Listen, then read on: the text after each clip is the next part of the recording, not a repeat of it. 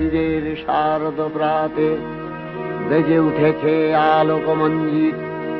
ধরণীর বহিরাকাশে অন্তরিত মেঘমালা, প্রকৃতির অন্তরাকাশে জাগরিত জ্যোতির্ময়ী জগন্মাতার আগমন বার্তা।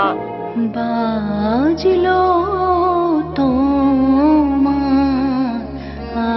আলোর বেনু, মাতলো যে ভুবন, বাজলো তোমার আলোর বেনু।